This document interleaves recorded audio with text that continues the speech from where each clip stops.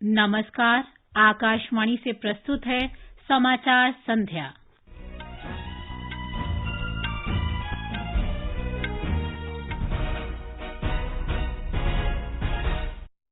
गृह मंत्री अमित शाह ने चक्रवात बिपरजॉय से निपटने की तैयारियों की समीक्षा की। भारतीय तटरक्षक बल ने गुजरात के ओखा में 50 लोगों को निकालकर सुरक्षित स्थानों पर पहुंचाया। केंद्र सरकार ने देश में आपदा प्रबंधन के लिए 8,000 करोड़ रुपए से अधिक राशि की 3 योजनाओं की घोषणा की। प्रधानमंत्री नरेंद्र मोदी ने कहा, भारत एक दशक पहले की तुलना में अधिक स्थिर, सुरक्षित और मजबूत देश। रोजगार मेले में 70,000 से अधिक नवनियुक्त युवाओं को नियुक्ति पत्र सौंपे। मध्य प्रदेश सरकार ने 8 लाख किसानों का 1,500 करोड़ रुपए का ब्याज माफ करने की घोषणा की। सूचना और प्रसारण मंत्री अनुराग सिंह ठाकुर ने कहा, जब भी चुनाव निकट होते हैं तो कुछ विदेशी शक्तियों के एजेंट भारत को अस्थिर और बदनाम करने के लिए सक्रिय हो जाते हैं। और पीवी सिंधु तथा HS Prannoy Indonesia open badminton tournament के दूसरे दौर में पहुंचे।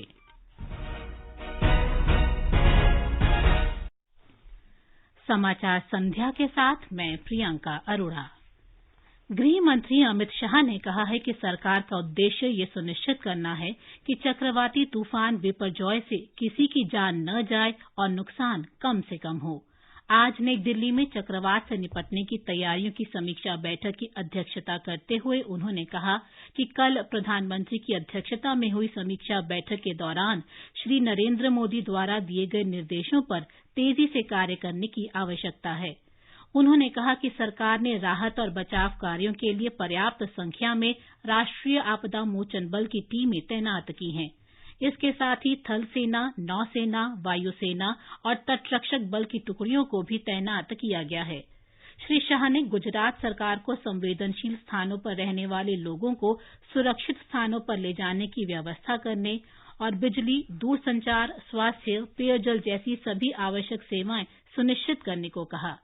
गृह मंत्री ने सभी अस्पतालों में मोबाइल और लैंडलाइन कनेक्टिविटी सुनिश्चित करने तथा बिजली की वैकल्पिक व्यवस्था करने के भी निर्देश दिए।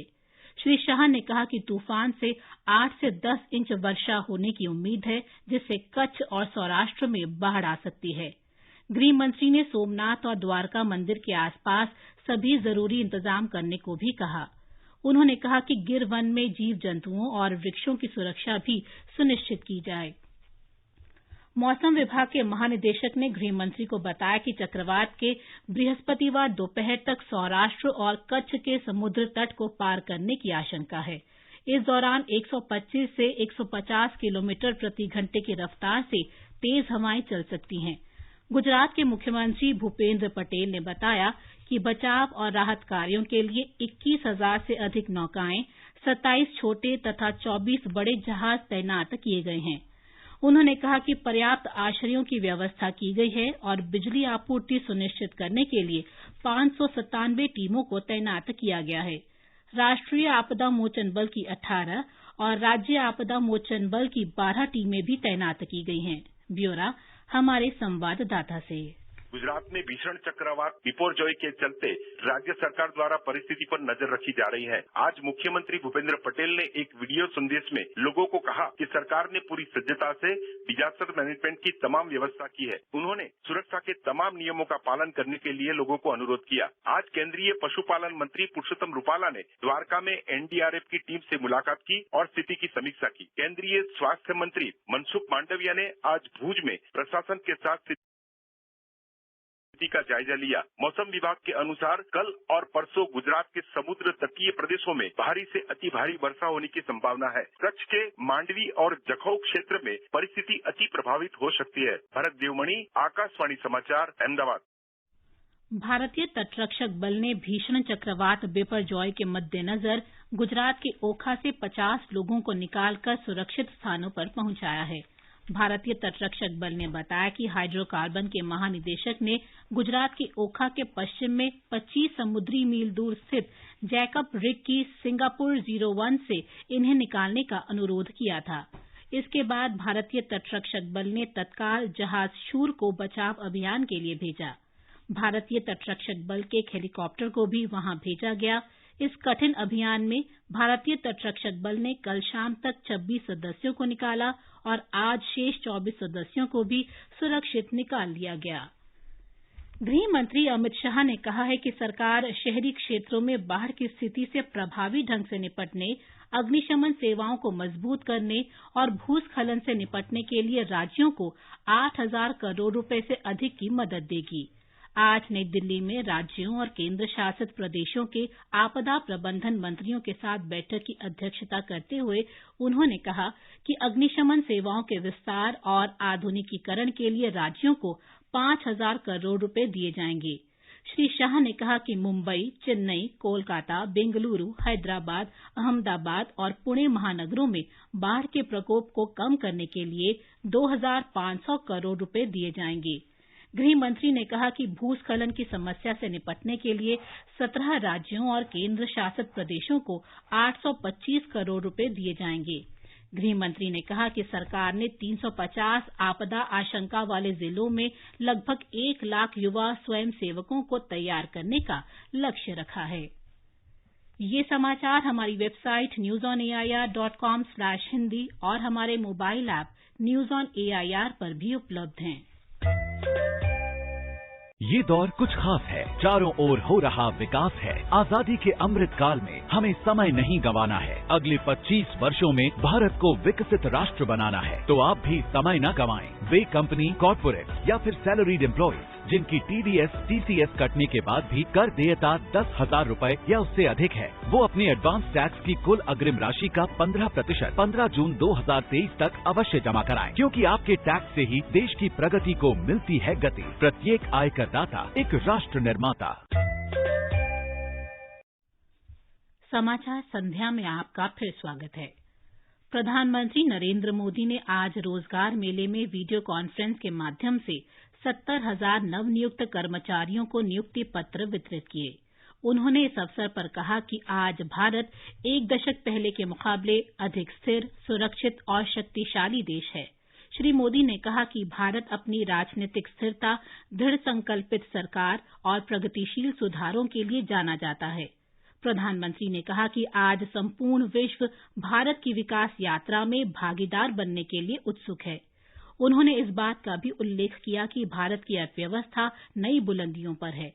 उन्होंने विस्तार से बताया कि देश में विदेशी निवेश के बाद उत्पादन, विस्तार और नए उद्योगों की स्थापना में तेजी आई और साथ-साथ निर्यात को भी बढ़ावा मिला है। प्रधानमंत्री ने कहा कि रोजगार का ये अभियान देश में पारदर्शिता और सुशासन का साक्ष्य है। प्रधानमंत्री ने इस बात पर प्रसन्नता व्यक्त की कि भाजपा शासित राज्य सरकारें निरंतर ऐसे रोजगार मेलों का आयोजन कर रही हैं। उन्होंने कहा कि आज निजी और सार्वजनिक क्षेत्रों में रोजगार के अवसरों में वृद्धि देखी जा रही है। श्री मोदी ने कहा कि ये समय उन लोगों के लिए अति महत्वपूर्ण है जो सरकारी सेवाओं में आ रहे हैं। इस समय सरकारी नौकरी में आ रहे हैं, उनके लिए ये बहुत महत्वपूर्ण समय है। आजादी का अमृत काल अभी शुरू ही हुआ है। आपके सामने अगले 25 वर्षों में भारत को विकसित राष्ट्र बनाने का लक्ष्य है। आपको वर्तमान के साथ ही देश के उज्जवल भविष्य के लिए भी जी जान से जुट जाना है। केंद्रीय पेट्रोलियम और प्राकृतिक गैस मंत्री हरदीप सिंह पुरी ने आज पंजाब के पुष्पा गुजराल साइंस सिटी कपूरथला में आयोजित रोजगार मेले में नवनियुक्त युवाओं को नियुक्ति पत्र वितरित किए। उधर रक्षा और पर्यटन राज्य मंत्री अजय भट्ट ने आज केंद्र शासित प्रदेश जम्मू कश्मीर में जम्मू कन्वेंशन सेंटर में नवनियुक्त युवाओं को नियुक्ति पत्र वितरित किए। रक्षा मंत्री और भारतीय जनता पार्टी के नेता राजनाथ सिंह ने कहा है कि भाजपा केवल सरकार बनाने के लिए नहीं बल्कि समाज और देश को समृद्ध बनाने के लिए राजनीति करती है। मध्य प्रदेश के राजगढ़ जिले में मोहनपुरा में आयोजित किसान कल्याण महाकुंभ को आज संबोधित करते हुए उन्होंने कहा कि देश का किसान अन्नदाता या जीवनदाता ही नहीं बल्कि भविष्यदाता भी है, क्योंकि वे देश के मजबूत भविष्य की नींव रख रहे हैं। आज देश में अनाज उत्पादन बढ़कर 315 लाख मीट्रिक टन हो गया है। दुग्ध उत्पादन में भी हम दुनिया में नंबर 1 हो गए हैं। गेहूं, चावल, चाय, फल सब्जी, चीनी और मछली के उत्पादन में भारत दुनिया में नंबर 2 के स्थान पर पहुंच गया है, जो पहले चौथे, 5वें और 6ठे स्थान पर रहा करता था। इस अवसर पर मुख्यमंत्री शिवराज सिंह चौहान ने मुख्यमंत्री किसान कल्याण योजना की राशि 4,000 रुपए से बढ़ाकर 6,000 रुपए प्रतिवर्ष करने की घोषणा की। उन्होंने मुख्यमंत्री कृषक ब्याज माफी योजना के तहत प्रथम चरण में 8 लाख किसानों का 1,500 करोड़ रुपए का ब्याज माफ करने की भी घोषणा की। केंद्रीय सूचना और प्रसारण मंत्री अनुराग सिंह ठाकुर ने कहा है कि भारत दुनिया का सबसे बड़ा और पारदर्शी लोकतंत्र है। पत्रकारों से बातचीत में उन्होंने ट्विटर के पूर्व कार्यकारी अधिकारी जैक डोर्सी पर केंद्रीय मंत्री राजीव चंद्रशेखर की टिप्पणी का समर्थन किया। उन्होंने कहा कि जब भी चुनाव नजदीक आते हैं तो कुछ विदेशी ताकतों के एजेंट भारत को अस्थिर करने और बदनाम करने के लिए सक्रिय हो जाते हैं। भारत का लोकतंत्र बहुत मजबूत है और भारत में इतना मजबूत नेता है कि आज भारत को लगातार आगे बढ़ा रहे हैं। दुनिया भारत में उम्मीद देखती है और हमें उस उम्मीद पर खरा उतरना। मुझे सिर्फ इतना कहना है कि विदेशी ताकतें हों या उनके यहाँ पर बैठे कुछ एजेंट्स हों या साथी हों, ये जितना भी प्रयास कर लें, इस देश को अस्थिर नहीं कर पाएंगे। श्री चंद्रशेखर ने कहा था कि डोर्सी और उनकी टीम के तहत ट्विटर भारत के कानून का बार-बार और लगातार उल्लंघन कर रहा था। केंद्र में राष्ट्रीय जनतांत्रिक गठबंधन सरकार के 9 वर्ष पूरे होने पर आकाशवाणी समाचार सरकार की विभिन्न पहल पर श्रृंखला प्रसारित कर रहा है। इस श्रृंखला के अंतर्गत आज हम चर्चा कर रहे हैं राष्ट्रीय बांस मिशन की।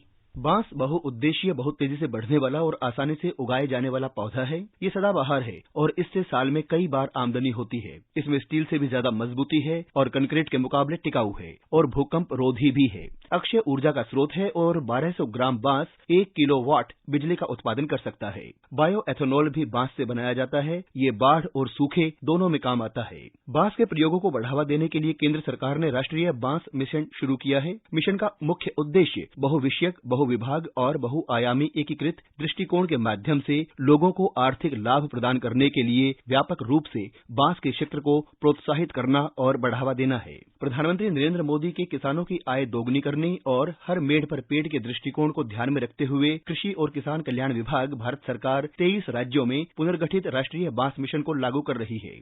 सरकार मिशन के तहत बांस रोपण के लिए सब्सिडी प्रदान करती है। असम पूरे देश में बांस का सबसे बड़ा उत्पादक है। बांस स्टॉक का 2/3 हिस्सा उत्तर पूर्वी राज्यों में है। अब तक असम और अन्य पूर्वोत्तर राज्यों में राष्ट्रीय बांस मिशन के तहत 208 बांस उत्पाद विकास और प्रसंस्करण इकाइयां स्थापित की गई हैं। असम में कई बड़े और छोटे बांस आधारित एथेनॉल संयंत्र लगाए जा रहे हैं। इस साल 2 यूरोपीय फर्मों के साथ साझेदारी में नुमालीगढ़ रिफाइनरी अपने बांस आधारित एथेनॉल संयंत्र को चालू करने की योजना बना रही है। बांस आधारित एथेनॉल संयंत्र 2025 तक पेट्रोल में 20% एथेनॉल सम्मिश्रण प्राप्त करने के भारत के लक्ष्य में योगदान कर सकती हैं। गुवाहाटी से अनिमुल हक जवादर की रिपोर्ट के साथ समाचार कक्ष से वीरेंद्र कौशिक। हमारा धर्म देश की सेवा है, हमारा कर्म देशवासियों की रक्षा करना है। हम अपनी जिम्मेवारी शान से निभाते हैं। हम है भारतीय वायुसेना। भारतीय वायुसेना में आप भी शामिल होइए। भर्ती आरंभ होने की तारीख 1 जून 2023 से 30 जून 2023 है और ऑनलाइन आवेदन करने के लिए careerindianairforce.cdac.in पर लॉगिन करें। एचएस प्रणय और PV Sindhu Indonesia open badminton tournament के प्री क्वार्टर फाइनल में पहुंच गए हैं। पुरुष डबल्स में सात्विक साईराज रैंकी रेड्डी और चिराग शेट्टी की जोड़ी भी अगले दौर में पहुंच गई है। अंत में मुख्य समाचार एक बार फिर। गृह मंत्री अमित शाह ने चक्रवात बिपरजॉय से निपटने की तैयारियों की समीक्षा की। भारतीय तटरक्षक बल ने गुजरात के ओखा में 50 लोगों को निकालकर सुरक्षित स्थान पर पहुंचाया। केंद्र सरकार ने देश में आपदा प्रबंधन के लिए 8,000 करोड़ रुपए से अधिक राशि की 3 योजनाओं की घोषणा की। प्रधानमंत्री ने कहा, भारत 1 दशक पहले की तुलना में अधिक स्थिर, सुरक्षित और मजबूत देश। रोजगार मेले में 70,000 से अधिक नवनियुक्त युवाओं को नियुक्ति पत्र सौंपे। मध्य प्रदेश सरकार ने 8 लाख किसानों का 1,500 करोड़ रुपए का ब्याज माफ करने की घोषणा की। इसके साथ ही समाचार संध्या का ये अंक समाप्त हुआ। नमस्कार।